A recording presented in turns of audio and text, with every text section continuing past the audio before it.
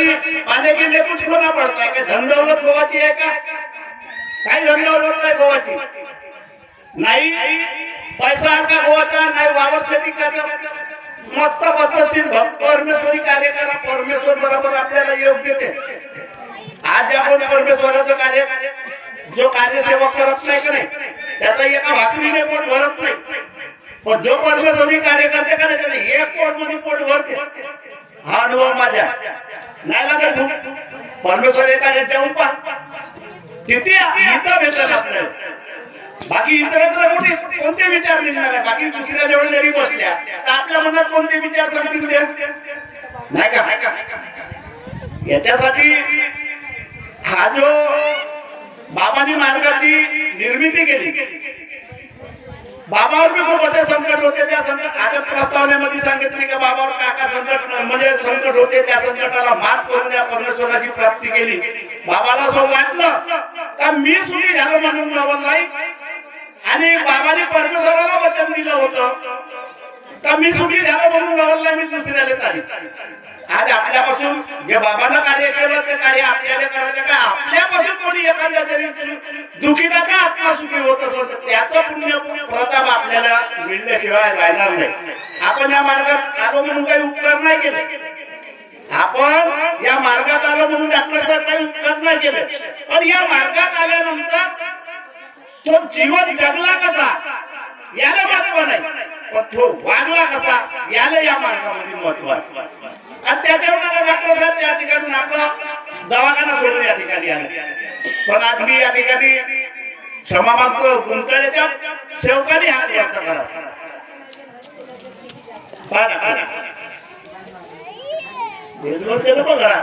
बसलेवाले का आणि कम से कम 200 या गावात 200 सेवक आणि संख्या म्हणजे मी असं काय म्हणणार आज तुम्ही जरी आले तर उद्या 20 या. भगवत कार्य आपलं कार्य घरी बसल्याने तर होणारच नाही ना. मी एखाद्या घरी जायला तर मला एखाद्या त्या भाऊला म्हटलं का मला रोजी दे, मी त्या वावरात आलो नाही कामाला तरी रोजी देईन का तो? तर मग या भगवत कार्यात तुम्ही आलेच नाही. आता परमेश्वराला मागा तर परमेश्वर का देईन का? या ठिकाणी सुरेश भाऊ चौधरी होता, गेला काय? गेला हे नाही गेला असा. आज कसा का दिसला काय बा? खूप दिवसाच्या बातम्या या कार्यात दिसला. मला असं नाही म्हणायचं सुरेश भाऊ राग नको बरं, पण हे कार्य आहे परमेश्वराचं काही कोण्या सेवकाचं नाही, कोण्या मार्गदर्शकाचं नाही. हे कार्य भगवंताचं आहे ना. परमेश्वरी कार्यात आपल्याला जाणे गरजेचं आहे. आणि आपण जरी त्या कार्यात गेलो नाही मग गेला जन्म आहे. सुरेश भाऊ असं नको बसलो, काम चालकल्या सगळेला आहे का? प्रपंच सगळेला आहे ना. बाबाला त्यालाच महत्व दिलं का प्रपंच साधवून जो परमात्मा करत असेल त्याच्या घरी भगवंत नेहमी वास करत, अन्यथा वास करणार आहे. परमेश्वराला काही उंपडली त्या घरी कार्य करायची, त्याच्या बाबाला काही उंपडली आपल्या घरी कार्य करायची. पण आपलं कार्य मजबूत असेल, आपल्यावर किती काही दुःख येते त्या दुःखामध्ये भगवान सहाय्य झाल्याशिवाय राहत नाही. केवढे संकट असेल तर त्या संकटाला दूर केल्याशिवाय परमेश्वर राहत नाही. आज आमची या ठिकाणी एक लहानशी म्हणाला घर डॉक्टर साहेब, त्या मुलीला 2 वर्ष झाले. एका वर्षात त्याग केला. तुम्ही 9व्या हंगाला आले होते वळगेले. आता माझ्या 2 वर्षाच्या मुलीने एवढं या माईकवर येऊन मार्गदर्शन करू शकते, मग आपल्यातली सेवकी एखादी होईल का तयार? करा हात वरचा करा बरं. होईल का तयार? होईल का काय? 2 वर्ष. आता आपण 5-10 वर्षाच्या बाई सेवकीन बाई बसतो. राग नको मांजा. मनाचं तात्पर्य असं नाही का आपलं कुठून तरी मन हलकं व्हायला पाहिजे.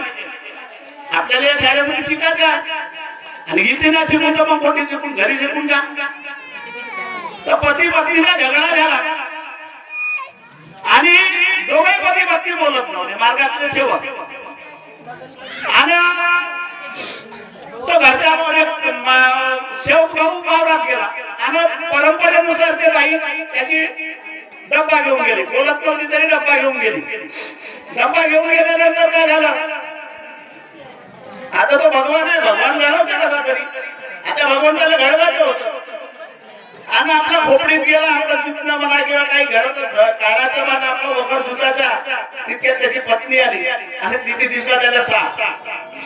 मग बोलत लागत ना अनुभव म्हणजे काय झाली ना बोलत भगवान बोलत जरी नका कधी भक्ती बोलत नसत पण भगवान त्याचं बोलणं बरोबर करून देईल कारण की ते दोघे सत्य मर्यादा वागत होते म्हणून तो परमेश्वर त्या ठिकाणी काय कार्य कसा करतो कसं करते म्हणजे कार्य मी असं म्हणणार नाही तुम्ही केलं तरी ठीक नाही केलं तरी ठीक पण कार्य केल्यानं आपलं जरी जीवन बनत असत जसं आपण दुःखात होतो दुःखामध्ये आपण वाटलं त्याप्रमाणे एखाद्यानं म्हणलं का हे देवी बरी नाही त्या देवीकडे जा त्या धाडल्याच्या देवीकडे जा त्या नवेगावच्या देवीकडे जा नाही तिथे जमलं तर मग त्या एमपीत जा आपण जात होतो ना तळबडीनं उपाशी तापाशी जात होतो त्या ठिकाणी पण या ठिकाणी घरी जेवून आल्यानंतर इथे ज्ञान बी भेटते आणि भोजन बी भेटते सर्वच भेटते भगवत कार्य भेटते मग या ठिकाणी आले काहून आपण सुरेश भाऊ दम जातो का काय गरज आहे दम खाली काहून भाऊ आपण आपल्या कार्याला कमजोर समजायचं याचा भाऊ बी गेला आता होता ना आता गेला तो गेला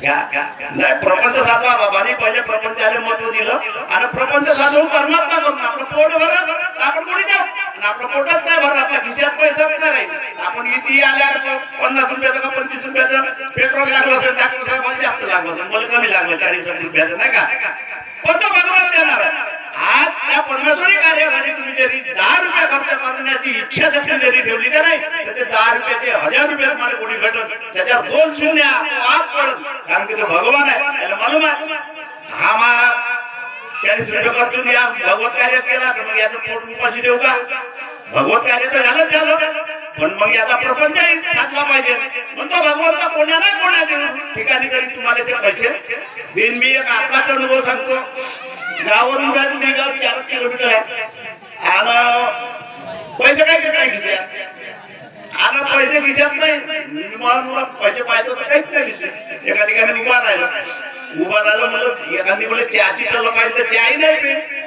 आणि एखादं गाडीत हवा भरायचं काम पडलं तर 5 रुपये लागत तेही नाही पण बा भगवान त्या ठिकाणी बोले 50 ची नोट दाखवली उचलली की रस्त्यावर बनली होती तिने उचल काय चोरायला गेलो का पण भगवान दिले ना मग कसे दिले कसा भगवान आहे ते तुम्हालाही देते सगळे लोक देते मलाच नाही देत इथं कार्यही नाही करत भगवंताचं पण मला देते पण तुम्ही द्या आज या चर्चा बैठक मध्ये बसल्या खरोखर किती वेळा जयघोष केला किती दिवस प्रणाम केला हे कार्य आपलं जवळ झालं भगवंताच्या जवळ आपला बँक बॅलन्स झाला असे कार्य जरी जवळ राहिले आपल्याला ज्या ठिकाणी बी संकट आलं त्या ठिकाणी खर्च करा भगवान त्या ठिकाणी बरोबर धावून येईल कारण की शेवटी त्या दिवशी त्या कार्यात बसली होती तिच्यावर संकट कसं येईल तो सेवक त्या कार्यात बसला कार्यात बसल्यानंतर परमेश्वरी गुणाचे त्यांना गुणगान ऐकले मग त्याच्यावर काय संकट येईल म्हणून हा मार्ग जगाच्या वेगळा आहे नाही का जगाच्या वेगळा आहे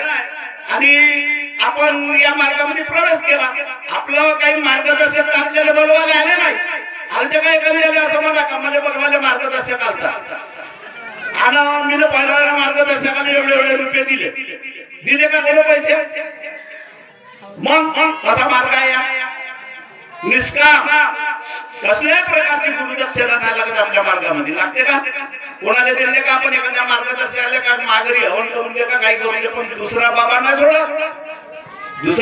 सोडत पैसे नसली तुझ्या मार्गासाठी पैसे घेतो तो त्या खारकाही नाही सोडत बदामा नाही सोडत पण आपल्या मार्गात तसं नाही म्हणून हा मार्ग जगा वेगळा आहे वेळ बी झाली